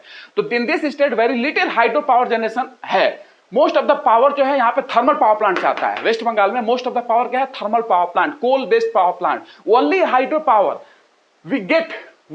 Power we get from Chukha, Bhutan से हम इंपोर्ट करते थे हाइड्रोइलेक्ट्रिक पावर भूटान से इंपोर्ट करते थे। ठीक है ना, वो चूखा से आता था, चूखा, भूटान। ठीक है, तो ये चीज आपको ध्यान रखनी है। ठीक है, यहां से आपका काम खत्म हो जाता है। तो पीक लोड की आपको क्लियर हो चुका है कि पीक लोड, ये पीक लोड के लिए यूज होती है, पीक लोड। ठीक है, आपको ध्यान रखना है जब डिमांड ज्यादा हो इलेक्ट्रिसिटी की, बस ये आपको ध्यान रखना है, इससे ज्यादा आपको कुछ ध्यान रखने की जरूरत नहीं है। अब आगे चलते हैं हम लोग, आगे आपको क्या समझना है, आगे आप अगर समझ लेते हैं बेसिक चीजें कि पंप स्टोरेज समझ लिया, पूरा पावर प्लांट आपने समझ लिया। अब आपको समझा देता हूं मैं जरा सा कि जैसे विंड पढ़ाऊंगा तो विंड की स्कोप कहाँ है, कहाँ कहाँ साइट है। जैसे आप पढ़ते हो ना कोस्टल एरिया में, मैं बताऊंगा वहां पे डिटेल में थोड़ा सा आपको, यहाँ पे भी सुन लो हाइड्रो के लिए कि कैसे आप जनरेट कर सकते हो प्लांट को। ठीक है ना, तो whether this site is suitable for hydroelectric power plant और not, how you decide this, है ना, तो there is a plan for this, है ना। तो क्या हो सकता है इसके लिए, आप सुनते जाए। पहला पॉइंट ये हो सकता है कि आपको अगर डिसाइड करना है कि ना, deciding on whether a particular site is suitable for hydroelectric power plant और नॉट, कोई एक साइट सुटेबल है कि नहीं हाइड्रोइलेक्ट्रिक पावर प्लांट बनाने के लिए वहां पे। पहला point, the quantity of water available, कितना पानी अवेलेबल है, क्योंकि बिना पानी का क्या बनाओगे power, quantity of water available, क्योंकि हाइड्रो पावर है भैया, वाटर अवेलेबल, ठीक है, क्वांटिटी ऑफ वाटर अवेलेबल। और सीजनल वेरिएशन ऑफ वाटर, बरसात के समय पानी ज्यादा होगी, सूखे समय पानी नहीं होगी, तो सीजनल वेरिएशन क्या है वाटर की, ये भी ध्यान रखनी पड़ेगी। तो पहला point quantity of water available, ठीक है। दूसरा पॉइंट, तो क्वांटिटी ऑफ वाटर अवेलेबल तो है, क्या पूरा स्टोर कर लोगे, कोई गांव वालों से पूछोगे भैया इतना पानी है, अब भैया ये पानी से ही हाइड्रोइलेक्ट्रिक पावर प्लांट में इलेक्ट्रिसिटी बनती है, तो गांव वाला कहेगा पूरा स्टोर कर लो, नॉट पॉसिबल। तो quantity of water that can be economically stored, कितना इकोनॉमिकली स्टोर कर सकते हो, पैसा, ज्योग्राफिकल कैरेक्टरिस्टिक्स क्या है उस स्पेस, उस प्लेस की, वहां की ज्योग्राफी कैसी है, उस हिसाब से आप स्टोर कर पाओगे ना। तो ऐसा नहीं है जितना पानी है सब स्टोर कर लोगे, ज्योग्राफी भी इस बात को डिसाइड करेगी कि आप कितना इकोनॉमिकली, कितना कम से कम कॉस्ट इफेक्टिव वे में पानी स्टोर कर सकते हो। तो क्वांटिटी ऑफ वाटर,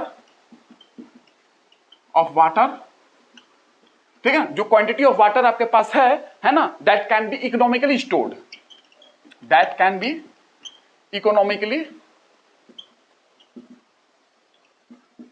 ऐसा नहीं है कि जो पानी है सारा का सारा स्टोर कर लोगे, है ना, ज्योग्राफी पे डिपेंड करता है ना उस प्लेस की जहां पे डैम बनाने वाले, ठीक है ना, जहां पे डैम बनेगी, जो ज्योग्राफिकल कैरेक्टरिस्टिक्स क्या है उस प्लेस की, ठीक है, ये आपको ध्यान रखना है। और उसके बाद मैंने बताया था हेड डिफरेंस इन लेवल, ठीक है ना, हाइट डिफरेंस, है ना, तो हेड कितना है, कितना हेड आपके पास है जो आप यूटिलाइज कर रहे हो, तो हेड आपके पास कितना है, हेड ऑफ वाटर, ठीक है ना, हेड ऑफ वाटर, वाटर की हेड कितनी है, ठीक है, ये भी एक बात पे डिपेंड करता है कि वहां पे साइट पे हेड कितनी है, हाइड्रोइलेक्ट्रिक पावर प्लांट बनाने जा रहे हो तो, ठीक है। और उसके पास आप जो साइट हाइड्रोइलेक्ट्रिक पावर प्लांट की बना रहे हो, मान लो कि बना रहे हो हिमालय रीजन पे कहीं बना रहे हो, ठीक है, वो साइट हो गया हाइड्रोइलेक्ट्रिक पावर प्लांट की, वहां इलेक्ट्रिसिटी बन रही है, उस इलेक्ट्रिसिटी को आप लोड सेंटर पे भेजोगे, कहीं शहर में यूज होगा वो पावर, क्योंकि भैया जहां पे हिमालय रीजन पे पावर प्लांट बना रहे हो वहां कितना शहर है कि वो इलेक्ट्रिसिटी कंज्यूम कर पाएगी, वहां पे तो थोड़ा बहुत है, तो इलेक्ट्रिसिटी आपके पास है ना, उसको ट्रांसमिट करना पड़ेगा ना ट्रांसमिशन लाइन के थ्रू कहीं शहर में, ताकि वहां पे यूज होगी। तो आपको यह भी ध्यान रखना है कि distance of site from the load centre, site का लोड सेंटर से कितना डिस्टेंस है,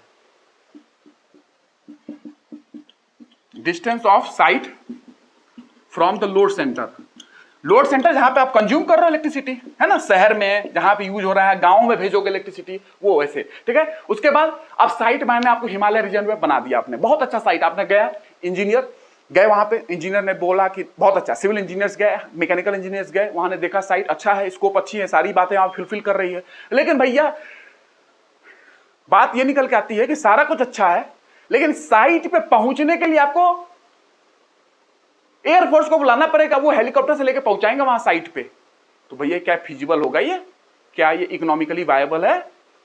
तो नहीं है ना, कि पता चला लोग को हम वहां पे, क्योंकि एक्चुअली पीपुल्स तो चाहिए वहां पे रहने के लिए, काम करने के लिए हाइड्रोइलेक्ट्रिक पावर प्लांट में। अब ऐसा हो कि उस साइट पे पहुंचाने के लिए हेलीकॉप्टर से पहुंचा रहे हो, एरोप्लेन से पहुंचा रहे हो, तो भैया सही नहीं होगा ना, ड्रोन से पहुंचा रहे हो बैठा बैठा के, एक्चुअली होने वाला है बाद में चल के, तो वो संभव नहीं है सारी चीजें ना, ऐसा साइट क्या इकोनॉमिकल होगा, नहीं होगा, ठीक है। तो एक्सेसिबिलिटी साइट की कैसी है, एक्सेसिबिलिटी कैसी है साइट की, एक्सेसिबिलिटी ऑफ द साइट, है ना, ठीक है, साइट की एक्सेसिबिलिटी कैसी है, ठीक है, ये आपको ध्यान रखना है।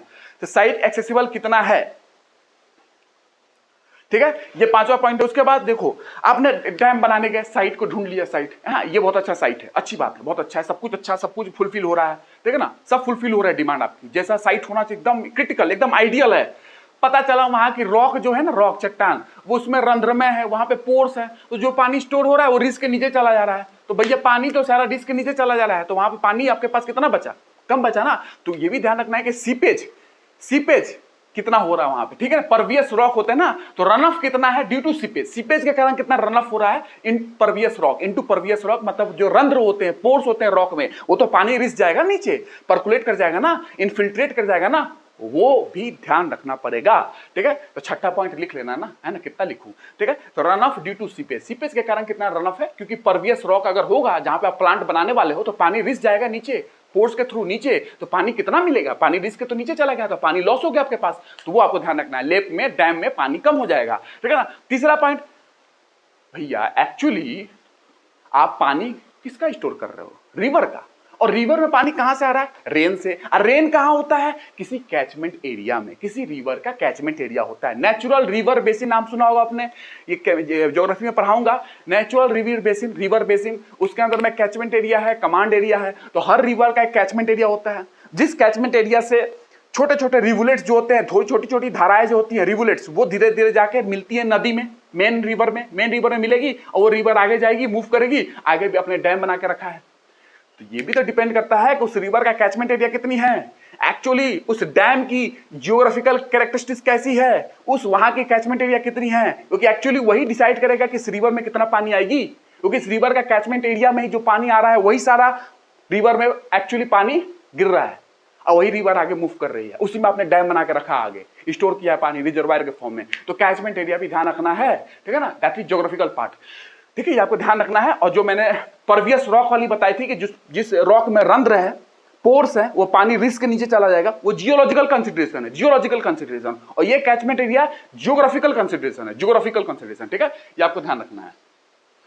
तो ये इतना आपको ध्यान है तो काम हो जाएगी। ठीक है, ये ऐसा है कि कैसा साइट होना चाहिए। जैसे विंड में आप जानते हो कि कहां कोस्टल एरिया, उस तरीके से यहां।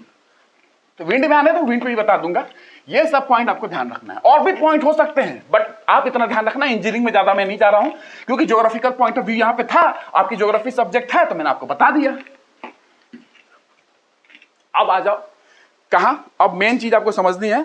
मेन चीजें क्या है जो मैंने आपको बताया था कि थर्मल पावर प्लांट क्या इमिट करते हैं, वो इमिट करते हैं समथिंग रिलेटेड टू क्या, CO2। तो उससे पहले आप समझ लो, बिग थर्मल पावर प्लांट की बात समझ लो। मैं समझा रहा हूं, big storage plant are created, जो बड़े बड़े वाले हैं लार्ज स्टोरेज प्लांट, सुनते जाना। Big storage plant are created relatively in large river, जो बड़े बड़े नदी होते हैं उसमें बड़े रिजर्वायर क्रिएट करोगे, क्योंकि बड़ा रिजर्वायर होगा तो ज्यादा जलाशय होगा, ज्यादा जलाशय कहां इकट्ठा करोगे, जहां बड़ी नदी होगी। तो लार्ज रिजर्वायर, लार्ज नदी में, बड़ी बड़ी नदियों में बिग स्टोरेज प्लांट आप बनाते हो। इंडिया में दो साइट्स आर रिलेटिवली लिमिटेड। अगर बात करोगे तो ये लार्ज प्लांट्स वाले साइट जो है ना, लिमिटेड है, ज्यादा नहीं है। साइट्स आर क्या कहते हैं, लिमिटेड है, रिलेटिवली लिमिटेड है।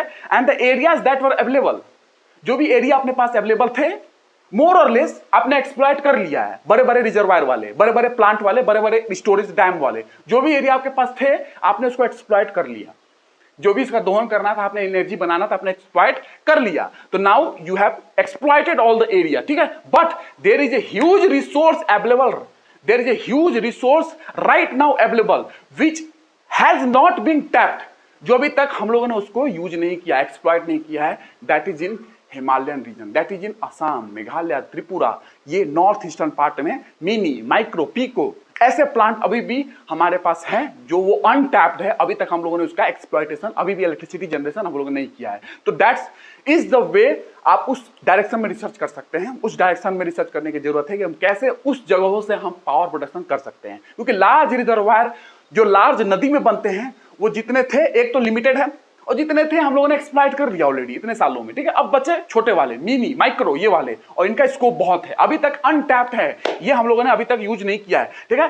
तो ये आपको ध्यान रखना है, huge amount of capacity is right now available है, ठीक है ना, अनटैप्ड है, अनटैप्ड अवेलेबल है in Assam, Meghalaya, Tripura, Mizoram, north eastern part में। यहाँ पे huge amount of capacity is untapped, अभी तक यूज नहीं किया है। यहाँ पे हमें जरूरत है, नीड है उसको हमें यूज करने की, ठीक है। जो वहां पे हाइड्रोइलेक्ट्रिक पावर प्लांट हमें वहां पे बन सकते हैं, माइक्रो मिनी वाले, ठीक है।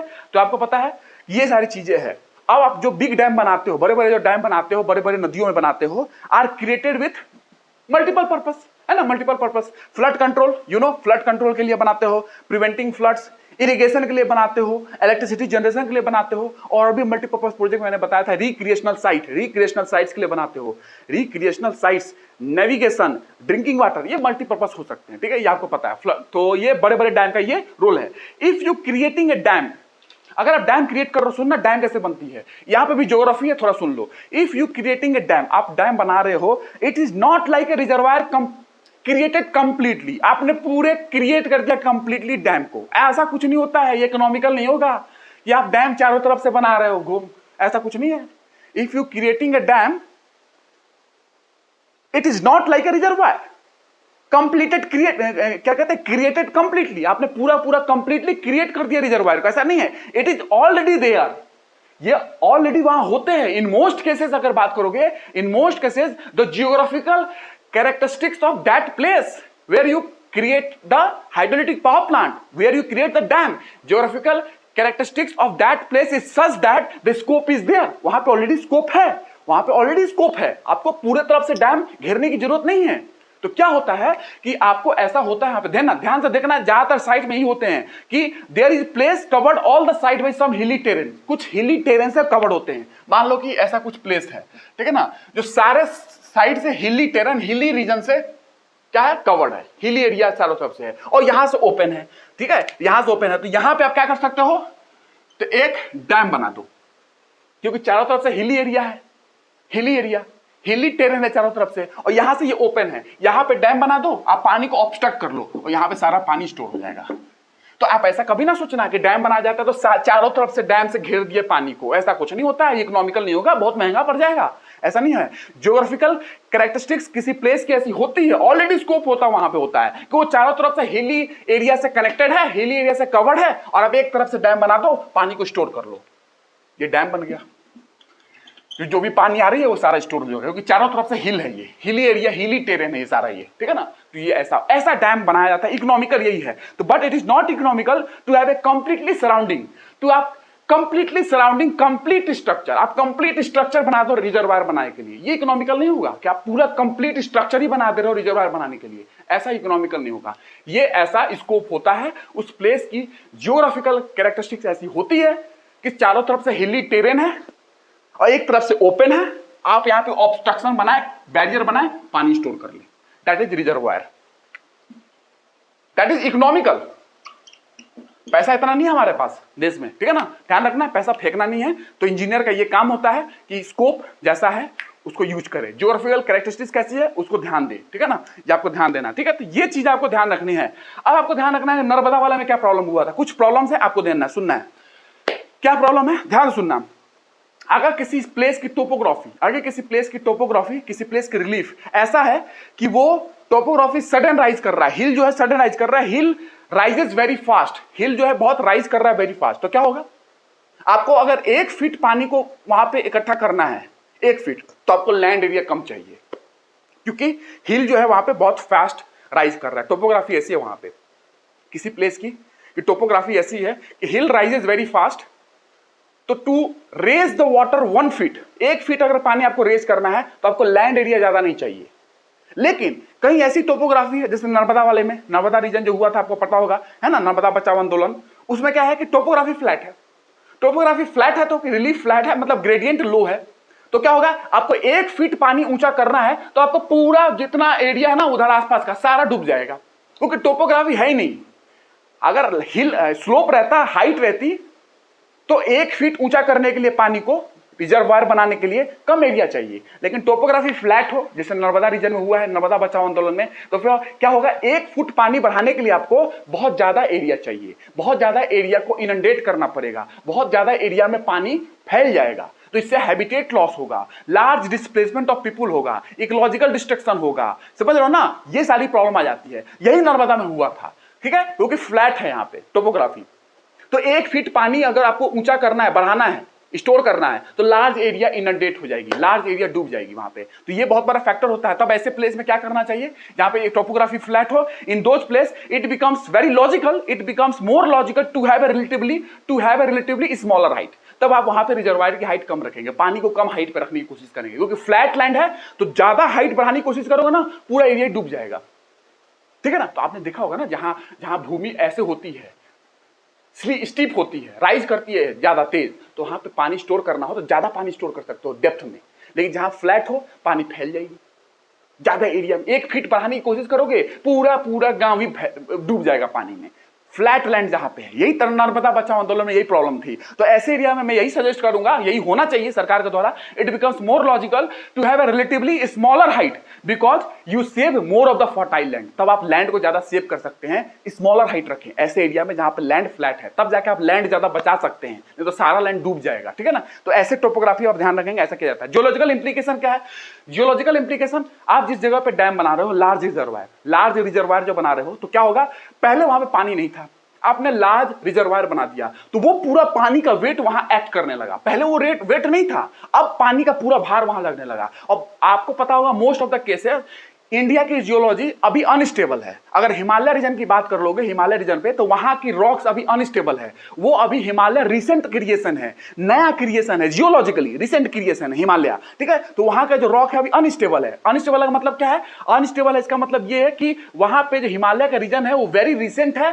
क्रिएशन, जियोलॉजिकली बात करें, और उसके बाद रॉक्स जो है वहां पे स्टेबलाइज नहीं है, अभी भी रॉक्स वहां पे स्टेबलाइज नहीं है, स्टेबल नहीं है वहां पे रॉक्स, ठीक है। इसका मतलब क्या है? इसका मतलब ये है कि रॉक स्ट्रक्चर, अगर पानी की भार वहां पे आई, लार्ज डैम बनाया आपने, तो रॉक की जो स्ट्रक्चर है वो रीओरिएंटेशन हो जाएगा। उनको ओरिएंटेशन चेंज हो सकता है रॉक स्ट्रक्चर का, क्योंकि रॉक्स वहां पे स्टेबलाइज नहीं है हिमालय रीजन पे। तो यहां पे क्या होगा? जब reorientation of the rock structure आएगा तो सेस्मिक एक्टिविटी, अर्थक्वेक आ सकते हैं। अगर अर्थक्वेक आ गया डैम में तो डिजास्टर हो जाएगा।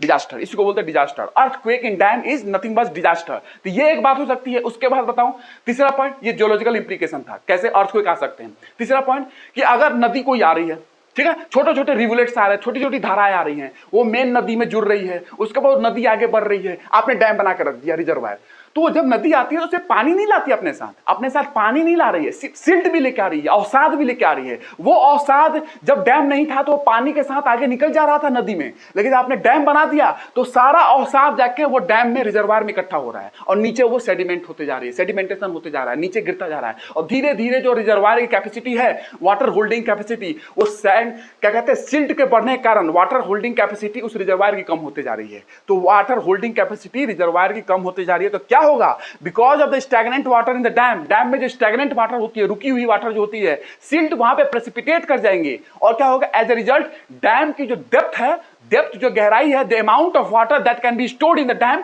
Will keep on decreasing. Amount of water जो स्टोर कर सकते हो अब कम होता जाएगा, अब उतना स्टोर नहीं कर पाओगे क्योंकि सिल्ट डिपोजिशन हो रहा है। तो फिर क्या करना पड़ेगा? फिर क्या होगा इससे? जैसे कि इससे वो डैम अगर अचानक से पानी ज्यादा आ गया बरसात के सीजन में तो होल्ड नहीं कर पाएगी पानी।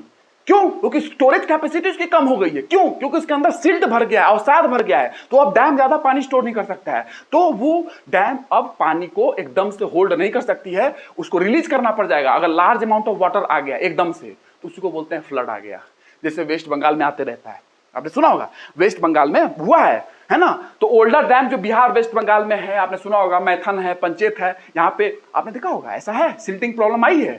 फरक्का बैराज क्यों बनाया गया था? कोलकाता पोर्ट को डीसिल्ट करने के लिए, फरक्का बैराज, ठीक है ना, कोलकाता पोर्ट को डीसिल्ट करने के लिए बनाया गया था।